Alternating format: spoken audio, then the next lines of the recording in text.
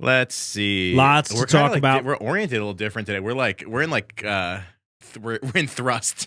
We're in thrust. Yeah. I'd rather be in thrust. I'd rather be thrust into. Gay. Gay. Hey, that was gay. Yeah. No, I mean it's fine. There's nothing wrong with being it. gay. There's nothing wrong with being gay except for the fact that it's unnatural. Nobody is saying that. No, it's just unnatural to be gay, but there's nothing wrong with it. It's just that it's wrong. It's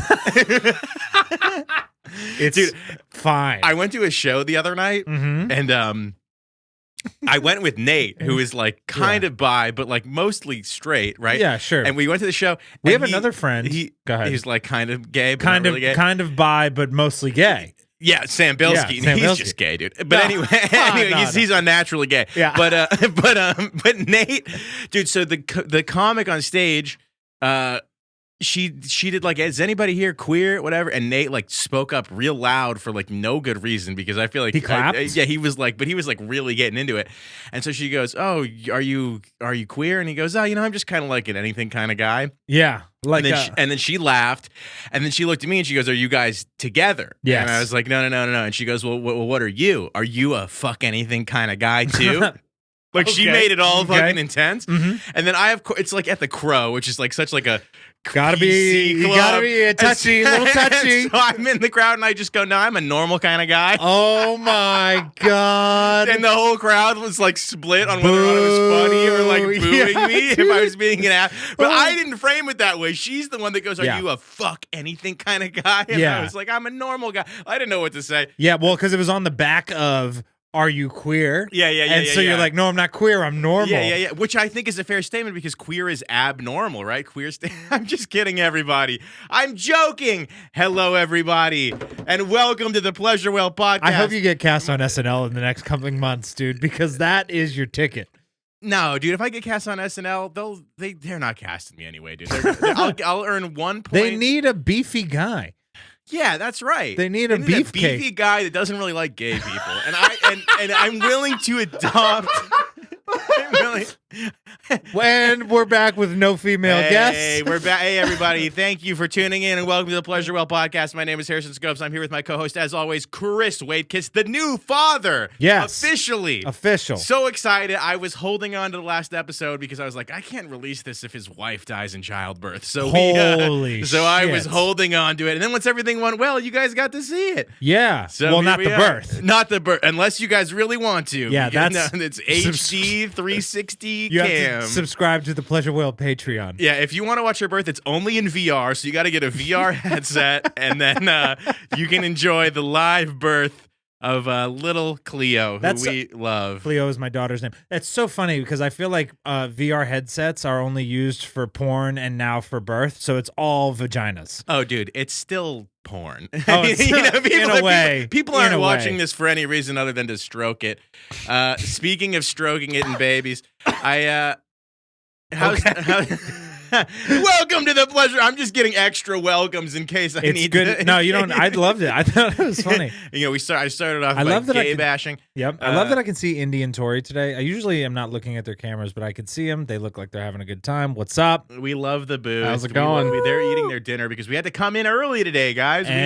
We're sorry. I'm not sorry about what. Well, you're right. Being here early? Yeah. I don't give a fuck. Well, I changed the schedule on them today. Oh, they're fine, dude. Yeah. What are they doing? Yeah, all set. Yep. Speaking for them. Speaking for the booth, they're fine. We pay them to be fine.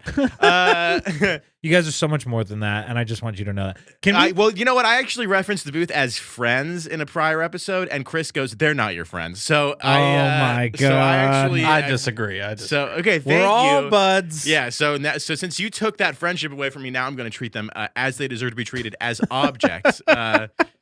Or at least Tori, because she's a woman. Anyway. No, we love Tori, dude. No, we hate gays and women on this podcast. How dare you? I'm wearing the tank top today, everybody. I'm fucking breaking cultural norms. You are really stepping into the tank top. So we're recording early, and I was like, I got to get to the gym. And then I was like, I'll just fucking wear my gym clothes to the pod. Because, looks good. Because why not? Because the other day, so... for the listeners that don't know this, I used to be incredibly, incredibly fit. Super fit. And Soup's fit. During COVID, and then during the process of getting a back surgery, taking care of a dying lady, gay, and and just being overall my life being a nightmare. My friend getting murdered. I lost it all, dude. I got all fat and pudgy and shitty, and I've been on like the borderline of trying to hold on to it, maintain it for like 2 years now. I'm just trying to clutch onto the fucking shell of my former self. Your body. And the other day, I started writing a bit, and the bit was I used to wear tank tops, and everybody thought that I was being a douche. But now I'm working on getting fat enough that people think I do it just because I like it. And that was like the premise of the bit. And then I started writing it out and writing tags to it. And then I was like, it was this wake up call. I can't start writing. Not nothing. I know, but I just cannot start writing fat guy material. I cannot start writing I used to be something material. Yes, yeah. And it was such a wake up call because it was weird that it had to be a wake up call because I knew I got fat. I knew that I wasn't in the best shape that I was in.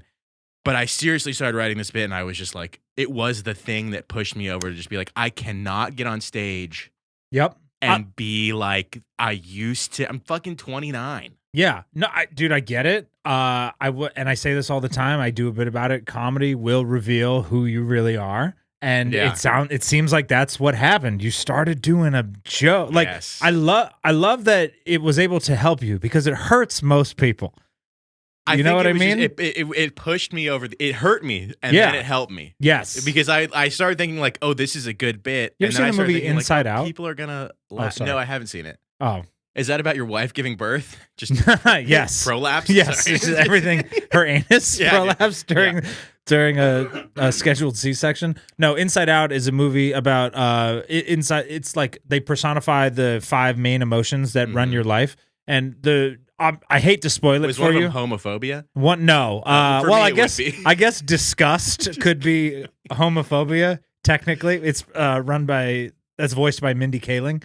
Oh, that makes. I also don't like Indian people that much. So, oh my God. Guys, we're kidding.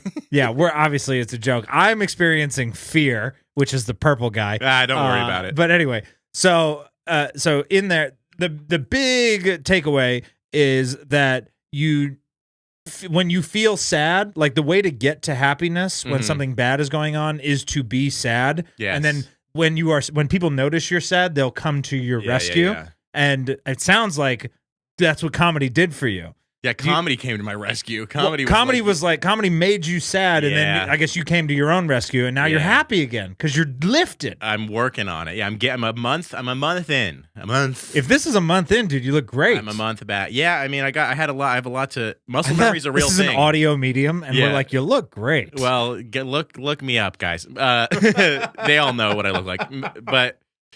Yeah, I mean, it's easier to get back to it when you formerly were like incredibly fit. So it's just kind of a quicker process, but it's just trying to toe that line and not injuring myself. I've been taking it a little easier than I have before. And you've heard that like if you take a month off, it only takes a week to get back to where you were or whatever, like something like that. Yeah. If you take 6 months off, you'll be back to where you need to be in 6 weeks. It is kind of like that. Yeah, the muscle memory is a real thing. It's not just like bro science. They actually proved it like a couple years ago. What the fuck is bro science? Well, see, people will say like, oh, that's what guys in the gym believe, but where's the science to back it up? And for a long time, it was like muscle memory. And then recently they proved that having muscle at a certain capacity makes it easier to regain it at any time in your life. So I read this thing that says the best thing a guy can do for themselves is get really, really buff, just like even once in their life. And even when you're like 70 years old, you can return. It'll make it easier to put on muscle when your body doesn't want to. That's incredible. Yeah. That makes me feel really good about myself. Yeah, because there was a time. I've never had a 6-pack. I would love that. Well, 6-pack is mostly just not eating. It's not so much the working out aspect. I'm doing a lot of not eating. Oh, I haven't slept getting in touch with your feminine side? No. That's funny. That's funny. I'm taking shots this episode because at this point, cancel me. Dude, getting canceled would be the best thing that happened for my career. Yeah, totally. And that's a great segue. Yeah, let's do it. Well, God, there's so much to talk about. Oh, that is a great segue. No, that's perfect. Great segue. Because somebody that we love that I may have met once. I've never met him, but I do love him. Shane Gillis was on SNL, right? That's what we're talking about. Yes, that's what we're segueing to. I was about to say, that's crazy if you have something else to segue into. Yeah, Shane Gillis was on SNL after being fired from SNL. Right. And then he stepped up to the plate and did his opening monologue and in my opinion, knocked it out of the park. I think he did great. I thought it was super fun. Yeah. And I love I don't have jokes for TV. Big hit. Yes. Yeah, I loved that. I love watching somebody who is so far ahead in the grand scheme of things, just having a moment that reminds me so much of like moments I've had. Yeah. Like, no, I've never hosted SNL, but I know what it's like to be like, this is a big show. This is I hope they like me. I feel like, and it just totally humanizes. And it's obviously different for, your average person might not feel that way, but a comedian, I just feel like such a connection to somebody in that space. Totally. And I feel like he did a really good job. He definitely, trust me, there was a lot of haters, obviously. Yeah, of course. But there was a lot of people that loved it. And I feel like he really stepped on some boundary lines that SNL doesn't usually go for. Yeah. And I think it paid off with great success. Yeah, totally. Yeah, dude, because if you're fearless about it, and it also proved to me that he was not right for that show. Because even though I felt like the sketches were incredible, he's honestly better off on his own doing the Gillian Keeves stuff and the Matt and Shane podcast. Yeah.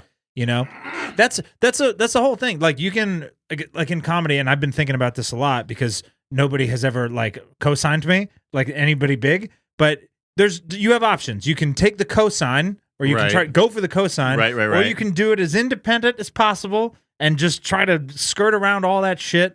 And hopefully, eventually, if you are good enough, the people will notice. Totally. You know what I mean? Yeah, as someone who has co-signed you but is nobody. It's not what I mean. You're not. I'm not a network? Do you mean I'm not to the same caliber of SNL? Yeah, I do mean that. Because I am Jewish. Maybe I can pull some strings. I have no strings. If you were Canadian, I would feel differently. Because Lorne Michaels is the Canadian. If I were nicer. No, you're nice. No, you're just not a gatekeeper. And I don't care. Like, gatekeep all you want. It's all good. No, I'm definitely not a gatekeeper. You know how I know you're not a gatekeeper? Because we're butts. That's how I know. Why would gatekeeping stop us from being butts? Because you'd be like, I can't let that guy in. That guy? This guy. I love this guy. I know, dude. That's what I'm saying. You're saying if I had any sense, I would disregard you. Correct. Okay, copy that. Just want to make sure we're on the same page. Dude, can I tell you just really briefly? You can tell me anything. You're a lot of people listened to the last ep because Sarah was on it. Yes, like a lot of people that I know personally. Yeah, totally. We had our best month last month. Thank you, listeners. Thank you, listeners. What way to go, blowholes. They say Sarah is incredible at radio and should probably be the one on this podcast, not me. And they also gave you a lot of love.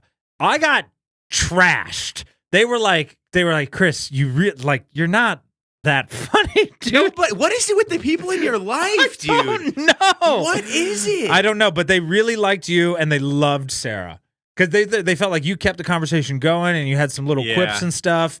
And Sarah and I had a couple of tender moments, but the big laughs were Sarah speaking the truth. Yeah, dude, she was killing it. And you're like, I understood that I didn't place too much. I didn't want to place too much value on what I was saying because it was about you guys. But I knew this is Chris sitting at a table with his wife. Yeah, I knew you weren't going to be the one to drive the conversation forward. No. So I just was like, all right, I just got to facilitate. And then you guys got into some awesome stories. I listened to that episode like 3 times because I just thought it was so sweet. It was a fun app. And I felt bad. I felt like I talked a little bit too much. I disagree. But I'm glad that everybody liked it. Yeah. No, I think it was fine. I think Cleo is going to be like, who is that guy? She's going to know me, dude. Yeah, she's going to know. She's going to be like, oh, this is sweet. Uncle Harry. Yeah. She's for sure going to know you because we have this podcast. So she's going to, like, assuming we keep doing it, you will see her. This podcast has an expiration date. It's 2035. So get your listens in now, guys. We got 11 years left to go. Yeah, and by then, I mean, if it hasn't taken off by then, it'll be my 40th birthday. if it hasn't taken off by my 40th, we're gonna have to rethink a couple things. Yeah, seriously, Jesus Christ. Well, all right, that's another good segue into the baby, the birth, all that stuff. You want to talk about that? Yeah. I think it's safe to say if somebody's listening to this podcast at this point, they are interested in the birth of your child. Yeah, for sure. Okay. Well, where do I start, man? She started going into labor, and we jetted to the hospital. She was like 1 centimeter dilated. So did her water break? Was it like, oh God? No, water didn't break. She had she didn't even have her bloody show. She had like the mucus plug come out. Do you know what that is? No, it sounds gross. Yeah, it's what you think it is. Yeah. Okay. It's just a glob Usually I'm putting globs in. Right. This is okay. So imagine you put a glob in, and then 9 months later, that same glob has congealed and falls out. And we're making this very gross. And I'm sorry, but this is actually how I do comedy. It's all shock factor. And so the mucus plug falls out, and she starts contracting, and she's going through it, and they're getting reasonably close. So we head to the hospital. She's 1 centimeter dilated, which isn't that much. She's got 9 more centimeters to go. Okay. Right. And the baby still hasn't dropped. There's all this shit. Doctor's like, okay, we're gonna keep you overnight, but we're gonna go ahead with the C. Yeah. Because there's a couple other complications at play, like with the fact that the baby hadn't dropped and she wasn't dilating as quickly as she needed to. And your wife's impeccably tight pussy. Yeah, I'm sure. So tight. Yeah. I don't know why you know that. I don't know it for a fact. It's just you have a smile on your face that says, my wife has a tight pussy when you walk around, you know? Yeah, and I will say I'm glad it's intact. I'll say that. I'll say I'm glad it is. I'm glad Cleo came out the way that she came out. I'll say that. Intact. All fingers and toes. Oh, yeah, she's got all her stuff. Hell yeah. Yeah, for sure. She came out purple. They all do. They all do. Yeah, they sure all come out looking just gross. When the baby came out, dude, I swear, and I love our doctor, but our doctor held her up like, look at her, and you're like, wipe her off, dude, Jesus. Well, yeah, she's a little bloody, and then she's obviously purple, and she's crying, and her arms are like up like this. Yeah. She looked like Baby Sully from Monsters Inc. Just screaming at us. And I was like, which one is Sully? This one. No, she looks like Seth. The purple creature, the bad guy. Oh, who's the purple guy? Not Mike Wazowski. Yeah, dude, that's what she looked like. Randall. She looked. I don't know why I said Seth. Seth is that way looks off. like a Seth. Yeah, that's Seth with the glass. I mean, it's young Randall, but still. She was the same color as Randall, but not nearly as thin. She was 8 pounds, 4 ounces. We were expecting her to be 9 pounds, so she came in a little under. But boy, was that a big baby! Yeah, and I was like 6. And we were terrified. But then they put her on Sarah's chest, and we're like, "Hi." And this is funny. We played Yacht Rock, like they get to like the Eagles. Yeah, we had the Eagles. Yeah. We had a little Steely Dan. Yeah. Oh, you're reeling in the years. You were born to reel in the years. Yeah. I prefer to be born to dirty work. She was... I'm telling you, if you want to make this a classic rock podcast at any moment, I'm ready. We're about it. No, I think she might have been born to Take It Easy by the Eagles. Oh. But there was like 9 or so songs that were on there. And there's a song about having 7 women on your mind. Yes, Take It Easy. Yes. Well, there's about 7 women in the room. That's fair. The baby, Cleo, 4 nurses, the doctor, the anesthesiologist was a man, but I think that was it. And one of the nurses like pokes her head over the thing, and she's like, "I know every one of these songs. This is great." And I was like, "Why don't you focus on the birth? But don't stop listening to the." But I'll also say this, dude. So whenever they're we're behind the curtains and they're doing their thing and they're yanking her around. Yeah. Like she's her head is jerking. She can't feel anything. Totally. I felt so bad, but she's honestly such a trooper and she kicked ass at it. But I would get freaked out whenever all the doctors and nurses started speaking medically because they're just like talking. They're like, "Oh yeah, I'm probably gonna have this for lunch today," and "Oh, I'm glad your husband's good," and blah, blah, blah. And then all of a sudden they'll be like, "Oh, we got 2 in. Oh shit, 2 out, 2," and they start like talking faster and stuff. And I'm like, I hope something. Yeah. But then luckily everything was okay. Hell yeah. Yeah, dude. It was a hell of a birth. And then she's been Cleo, our daughter, has been by our side nonstop, just shitting and crying and. Yeah, aw is right. Yeah, aw. I've actually been able to talk to Chris a lot more off pod lately because you've been up during my wake hours. Oh yeah, dude, I'm up constantly, and I'm always a good lifeline at 3 in the morning, dude. And let me just say that, and I love my daughter so much. She's the light of my life. Yeah, but but I think that if she joined the FBI, like if I was ever being interrogated for state secrets, and my daughter was crying, I would give everything up. Oh, just to help her? Just to save her? No, because... Or just because it's that annoying? It drives me nuts. I thought you were being sweet. I thought you were like, if somebody tried to hurt my daughter, I would give them anything. But really, it's just that annoying bitch. No. Yeah. Dude, I mutter so much shit under my breath. And I love her. She's my favorite person in the whole world. But I'll be like, should have been asleep an hour ago, you dumbass. Yeah, that's fair. But she's great. She's so cool. And she's smart. She looks around at stuff. That doesn't actually indicate that she's smart. Yeah, she's alive. She's still breathing. Dude, you know what else is funny? And it's totally normal, and thank God it is, but she came out, and like her first 12, 20 pictures, she's totally cross-eyed. I saw that. Yeah, dude. I saw that. You said, and I knew that, so I didn't comment on it. I was like, they straighten out. Yeah, I didn't know that they straightened out. Knew, yeah. I was like, oh my God. Yeah. We gave birth to female Shane Gillis. Are his eyes cross-eyed? No, but he has a Down syndrome bitch. Oh, okay, God. I would go Buscemi. Oh, yeah, Buscemi. Or something like that. Yeah. But yeah, Chris sent me a very early on baby photo, and the baby was super cross-eyed. But she's and I was adorable. thinking to myself, I wonder if he notices this and knows that it's going to change quickly. I didn't know it was going to change quickly, but I did. Trust me, I noticed it. Oh, I noticed it. I was like, guys, is she okay? And they were like, it's totally fine. Yeah. So she's doing good. We've given her a bath so far, and I've left the house. Like, she's been alive for 14 days. I've left the house like 5 or 6 times. Yeah. Which is. It doesn't sound that bad. That's a third of her life. Yeah. I've been gone for a third of her life. I mean, you weren't gone for 24 hours every time you left. No, but she sleeps 16 hours a day, so she only knows the times that she's up. Great. And then I'm gone doing fucking spots or dumbassery, whatever this is. Hey, look, take solace in the fact that if something happened to you, she wouldn't remember you yet. So I don't think it fucking matters, dude. Yeah. It matters to my wife, who will remember this for sure. Yeah. Sarah's doing super good, and she's like healing well, and she's like taking everything in stride. She's like going into motherhood very gracefully. But I am resisting fatherhood with everything I have. And I'm not doing it on purpose. I just feel you though? I feel like you're just saying that.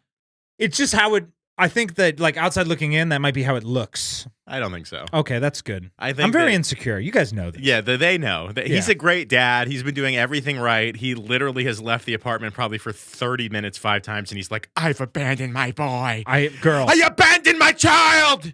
My boy. My boy. It's a girl. No, I'm talking about fucking There Will Be Blood. I never seen it. You've never seen it, dude? It's like the most famous scene of like any movie ever. Wasn't it what? There Will Be Daniel Blood? Day-Lewis yelling at fucking the dude that plays the enemy in the new Batman movie. He always plays creepy characters. Paul Dano. I don't even know. It's a scene between them, and then fucking, this is such a stupid thing to talk about, but Daniel Day-Lewis, I don't care. Daniel Day-Lewis has a kid that's like disabled, and then he's sick of taking care of him. This is kind of like your future. And then he like abandons the kid, and then he's getting like baptized, and he has to do it to like get ownership of some land for some oil shit. And Paul Dano is like, admit what you've done. And he's like, I've abandoned my boy! I've abandoned my child! And yeah, that's the whole thing. Yeah. It sounds like a good flick. I'll check it out. I just got dizzy yelling that. I got myself lightheaded. Remember when you were like, this is like 6 episodes ago, you were like, I do not want to talk about television or movies on this podcast. But when I do it, it's good. Dude, speaking of music in the operating room, when I got my back surgery, they were like, do you want to listen to some tune? You know, and they like give you the opportunity, right? Yes. And I was like, yeah, Beatles music. Like if I go out to the Beatles, at least it'll be full circle. And you came into the Beatles? I think so. Cool. And then it's just all been Beatles ever since. Yep. and they had like shitty Spotify, and so it was a bad cover of Let It Be. It was like fucking some shitty ass cover. Yeah. And as I was like drifting out, I was like, I better not die to this fucking song. And I said that out loud. Dude, I kill in hospitals. Did you kill it at your birth, or were you too nervous? At the birth, well, I mean, after the birth, I was very funny. You're crushing. Yeah, because I was like, there's this the discharge chart. Yeah. What am I? They're laughing at us just being like, we're so funny at the hospital. Dude, great in the hospital. But for real though? Yeah. Oh, dude. Great in the hospital. I should get paid when I go to the hospital. Oh, yeah. I'm changing morale. Yeah. Oh, totally. Because there was a night nurse that came in, and there was like there's like a chart that with all the things that has to happen to the baby before you can leave. Mm-hmm. And circumcision was on there, and I checked circumcision, and they thought that was very funny. I'm not doing it justice right now. Wait, I don't understand. Well, I had a girl, and so that's hilarious. Yeah, and then I was like, I don't know. It's I can't believe you guys did that, and so they thought that was funny. Damn, dude. Maybe I'm not as funny as I thought I was. No, that is funny. That could have been delirious. That was me being dumb. No, it's okay. Yeah, could have been delirious, but that whole thing's been great. I'm sure we're funny in hospitals. I wish they did hospital shows. Oh, dude, if there was a hospital show, yeah, I would get sick just to do it.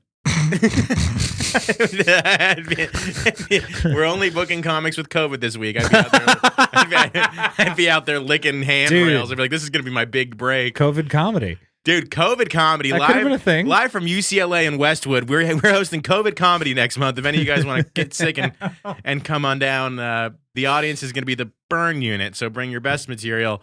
Yikes. We won't be doing any roasts. Yeah. Hey. Sorry, that might have been insensitive because of the fire.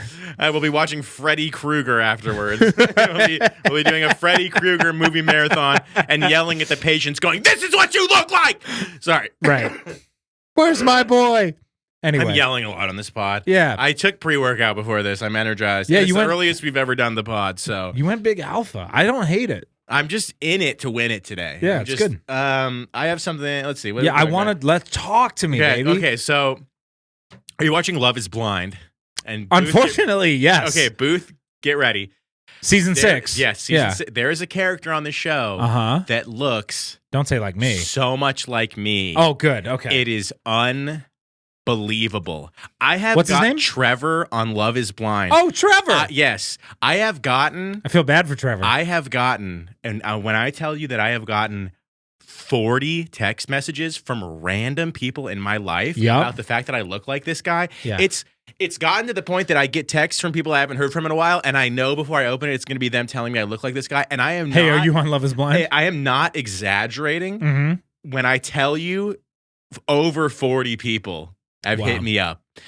And this dude looks like me with just the Jewish strained out. It's insane. Oh, that's interesting. Like he has like the nose, his beard is exactly the same as mine. He's definitely bigger than me. Yeah, but he doesn't have if he had a Jewy haircut, that's me. Right. This dude is me. That's the most anybody's ever looked like. I've never seen you wear khakis. No, I don't dress like him, but like fucking Jesus Christ, this dude's face. Go to like the picture of him, like dude, like from the side profile. Yeah, are you fucking turn around. Give me side profile. Yeah, it's close. It's close. It's close. Your nose is rounder, and I'm not judging. We both got honkers in our own respective ways. Yeah, you could have done the show. So I messaged him on TikTok. What'd he say? And I was like, dude, I have gotten so many messages Uh-huh. about the fact that we look alike. And he replied going, oh, fuck, I totally see it. Oh, no. Which is so funny. Yeah. But the last thing that you want to hear when somebody realizes they look like you is, oh, fuck. Oh, fuck. Yeah, dude, I was worried you were going to get blocked. Be like, that's an insult. No. Yeah. He was like, yeah, dude, I got to make some content about the fact that I look like this guy because this show is like all the fucking rage right now. It is like everybody's talking about it. I love Love Is Blind season 6 is all the rage. I know for some reason this season blew. I watched the first 2 and then you know what it was is the production in the middle was way too fake. Yeah. And they dialed it back. It was like it seemed too scripted. Yeah. And they've kind of, I think, fixed it. I think you might be right. Because I watched 1 and I was like 2 and I think maybe tried 2 and 3 and we were like, oh no, this is like it's just too orchestrated. I also think that like when they went to like this one's in Charlotte. There I am. Yeah, there you are. Hey, Love is Blind. Yeah, this one's in Charlotte. Okay. And I don't know why, but I feel like for some reason Southerners are more willing to do this kind of stuff. I feel like sure. Does this sound crazy? Because one of the episodes was in Chicago, or they were all Chicago-based people. And I was like, there's no way that these people are seriously considering, like they're too cerebral, they're too heady. You know, they're not like right. You need some stupid Southerners to get in there. I don't mean stupid. I mean like wishful thinking, head in the clouds, optimism. There's a lot of Southern optimism. A little less realistic about the fact that it's a TV show, maybe. Maybe. Yeah, maybe that's what it is. If you get me on a show like that, and I talk about this all the time, it's like I'm immediately plotting how do I make myself more interesting on camera? Who do I fuck over to get more screen time? And that's LA. All a game. That's LA and New York. You're near the industry. You're like, okay, this is obviously all a lie. I just want Instagram followers. Are you fucking kidding me? Right. And you know what? Just like Trevor apparently had a girlfriend the whole time. Yikes. And I bombshell. I would go on a show like this with a girlfriend at home in a heartbeat. Yeah. Yeah, I'd be like, what do you get? Like, of course. Oh, like you do it to win the show. Yeah, I do it to win the show, even if it was like all fake. Yeah, but then you see, but here's the thing, and I was talking about this with Sarah. When you do these shows, whether it's real or not, even if you know it's fake and you play the game in that way, you open yourself up to being absolutely destroyed by the court of public opinion. But what do I do already? I mean, I don't give a shit. Yeah, but you have less control over this. You're signing away your life rights. Don't care. Right here. Don't care. I'll just go in there and be funny and an asshole, and then I'll still fucking do stand up. I mean, it's the same. My life is unchanged except for maybe some more people like me or dislike me, which is great, dude. Well, any press is good press. Is good press. That's why we are racist and misogynistic on this podcast. Yes. No. Just some of us. Sometimes. That's why Chris and I are both very... Yeah, let's exclude the booth. We're the opposite of woke. We're sleeping on this pod. Yeah, you guys are good. What? No, he said yes, please. What? To the exclusion. Oh. But yeah, you do. No, the booth also... But you do look a lot like you do look a lot like Trevor. You do look a lot like Trevor. I know. I like that show. I think that it just those shows make me so angry because you know the guy who he's blonde and he picked the less attractive girl to marry. Yeah. And then but they fight a lot, and then that's like a nightmare. It's a nightmare, but it's incredible TV. But I'm like, dude, everyone's going to hate you. Oh yeah, I think about that all the time. I always think about like you don't realize that there's cameras on you, like just fake it. Yeah. This is from another season, but that guy was funny too. He was coked out. That guy was the worst. But he's really funny on social media now because he's sober now.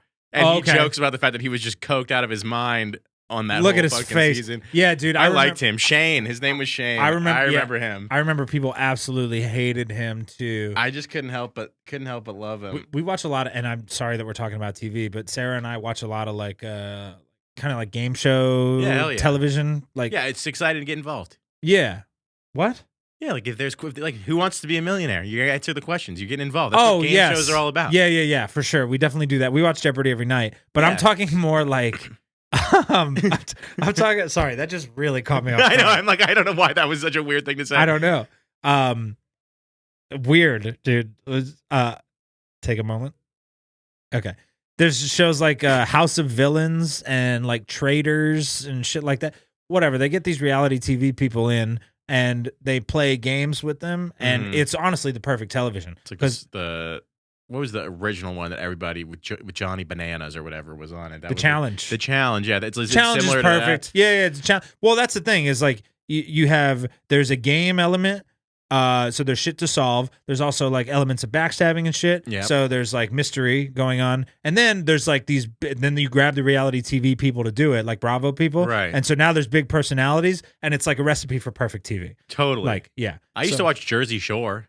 Love. Yeah, love. Dude, I saw a meme the other day that was like, who are we gonna cast as John? T-shirt time. Cast as John, Paul, George, and Ringo in the Beatles biopic, and it was just 1, 2, 3, 4 of all the guys from Jersey Shore. Pauly D, Mike, Pauly D, Vinny, Ronnie, and Vinny, and John, Paul, George, and Ringo, dude. Who's Ringo?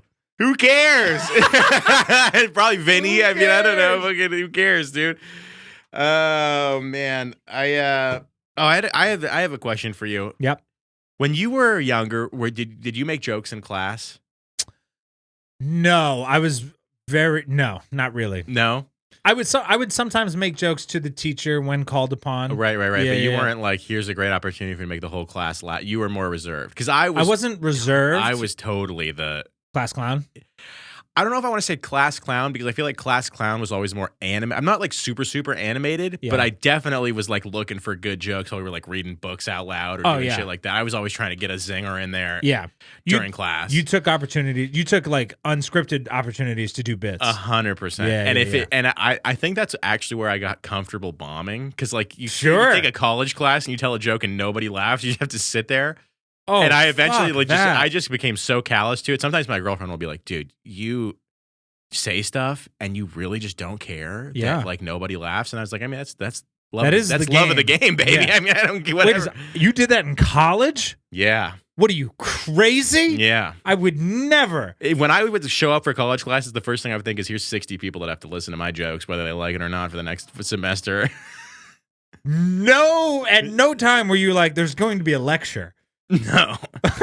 No, I did well in stuff I was interested in. No, my joking did not get in the way of the learning process. It didn't? Like, not for me. Everybody else, I don't give a fuck about them. You know, it's funny. They were minorities. If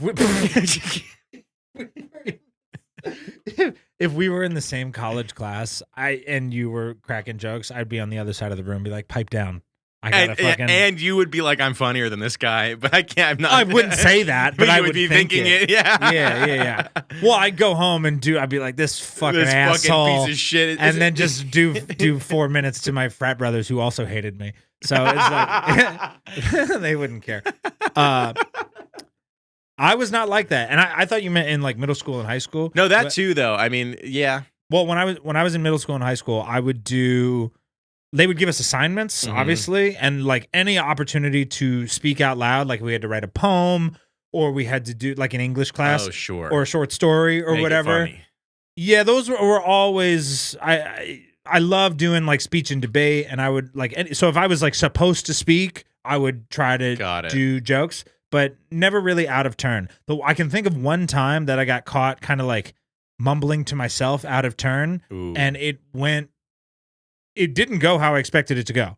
I was listening to my headphones, and kind of humming along while I was doing my work, and my teacher was like, "That's so much more annoying than making jokes." Yeah, probably. That is the worst. And my teacher was like, "Oh, you're listening to your iPod in the middle of class." Yeah, the Eagles again, Chris. Yeah, no, it was Whitney Houston. I Will Always Love You, and fucking. She was like, oh, you like singing under your breath. Why don't you sing for the whole class right now? And so I was like, are you sure? And then, so I unplugged the headphones, and it was Whitney Houston, I Will Always Love You. And I went, and as loud as I possibly could. And then I did the other 2.5 minutes of the song, and my teacher regretted the shit out of that. Yeah, but you showed her. I did show her. Yeah, you were like, you fucking give me an inch, I'll take a mile. Yeah, I also didn't get cast in the play that year. No. Because they were like, this guy can't sing. Well, that's probably because at the end of your song, you called her a cunt. I didn't. No. I think she was dead already. By the end of your song. She had an aneurysm. No, no, not my teacher. Who? Whitney Houston. Wait, what were you talking about? I just said you called her a cunt. You go, she was dead already. And I'm like, your teacher. I was talking about your teacher. Oh. It's funnier that way. Whitney Houston's not a cunt. She's a fucking icon? Icon, yeah. Dude, she didn't she die in the bathtub of the Hollywood Hotel? Is that her? Is that Chateau Marmont? No, it was. This is such Who a weird died? thing. Somebody No, died in the bathtub, right? I think it is her. She did die in a bathtub, I believe of the Beverly Hills Hotel, and I weirdly remember this because. Yeah, the Beverly Hilton. The Beverly Hilton, yeah, because I remember this because I was out. This is in 2012. Yeah, I was a senior in. February. Oh my God, Whitney Houston was still alive when I was doing that. Yeah, song. I was gonna say it. She was definitely alive because I was a senior in high school when she died, and we were in the city, and we were trying to find somewhere to take a piss, and we were there. And we went to this hotel. On the Beverly Hilton? Well, we just went, because any hotel you just walk in the lobby, there's always a bathroom. I know, but it's the Beverly Hilton. And if you just walk in, and look like you're supposed to be there, you can always go to the bathroom at a hotel. Sure. And so we showed up there like the day that she fucking died. And so we were like, what the fuck's going on? And she was in the fucking tub upstairs dead. And we were like, I'm trying to take a piss, dude, yo. And I don't want to make light of the other tragedy that I'm about to mention, but that's kind of like your 9/11 story. You know what I mean? I mean, I was there. You were there. I was there, and it's not a lie. You were closer to that.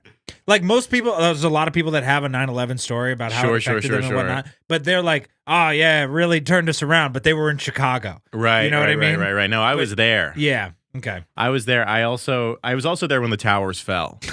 Just for the record. Oh, shit. It was, a rough day for me. I was in second grade. And I guess I was in I'll fourth never grade. forget the sound of the bodies slapping the pavement. It was a long time ago. It actually, long time ago. It did have a significant impact on my life. I do remember. Yeah. I was in second grade, and my dad worked at Universal Studios, and of course they shut down like everything big like that, right? So I remember going home early from school. My dad coming home early, and I remember being like, "This is fucking great. I mean, this is the best day ever." Yeah. My dad's off work. We're all hanging out. I mean, no, that's not true. I get actually, that. I said that as a joke, that. but I was old enough. I was in second grade, but I was old enough to recognize the tragedy of it all. Yeah. But I mean, I still was young enough to think it was kind of lit. I'm almost I'm almost positive that I went to school because it was. You would have been in fourth grade, third or fourth, yeah. But it was in Nevada, and like we were in Nevada, and I'm almost positive I went to school. There's no way that I didn't go. My parents weren't. Doesn't matter. We don't need to talk about this. I remember watching the first tower smoking when I went to school before everybody knew it was terrorism. Oh. So I remember like my mom was like, "Oh, the airplane hit this tower in New York," and it was before it was like crazy. And then like in between me getting dropped off, like when I got there was when everything went, and then they brought me home like an hour later. Yikes. Okay. I bet you that's exactly what happened to me too. Yeah. And I was just like, "Ugh, jeez." I don't remember it as well as I should, unfortunately. Okay. You were older than me. I am. All right. Oh, you're looking at your maps because Chris is on potluck at the Comedy Store tonight. You have to be there by 6:30. What's your map saying for the store? It says 33 minutes, which is I technically have 45 right now, so I think we should wrap this up in the next Let's see if I have 5 minutes. anything else I thought was important to talk about. And I'm so sorry, listeners, that I'm giving you a short ep, but we went over last time anyway, so whatever. Deal with it. How are you guys doing? I got nothing else that's important that we need to shoehorn in here. You want to just jerk off for the next 5 minutes? You want to just if we're gonna do it, we might as well get paid for it. Okay. Patreon, everybody. Patreon. Any questions from Blowholes or no? We've never had one. So I don't know why you would expect. Sorry, Brad. I'll look. You know what? I won't edit this out. Okay. I will look because I would like to also actively shame our listeners into fucking writing us a goddamn fucking email. Yeah. Sons of bitches. Well, yeah, I think the shaming of the listeners might be part of the problem. I don't care. Shame promotes. Shame Gillis. Shame Gillis. Shame is the feeling that will promote you to better yourself. Be ashamed of all your shortcomings. Damn, that's you're reinforcing how I live my life, which is not helpful. Unless you're Chris, in which case you really need to get your confidence up, bro, because it's bringing me down. I'm sorry. We've had a good ep. I know we have an email from Verizon Home Internet. They're letting us know that if we switch to 5G Home Plus plan, we can get fast, reliable Wi-Fi coverage in every room, and the terms do apply.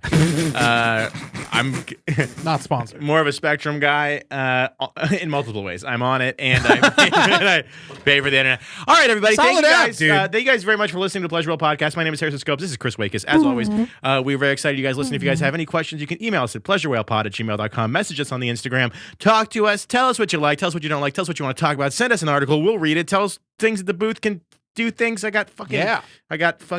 Yeah, dude. I got some fucking. All right. All right. So I was just removing deodorant from my armpit. Yep. Thank you guys very much. And as always, we have our send off. Good night. We'll see you next to whatever the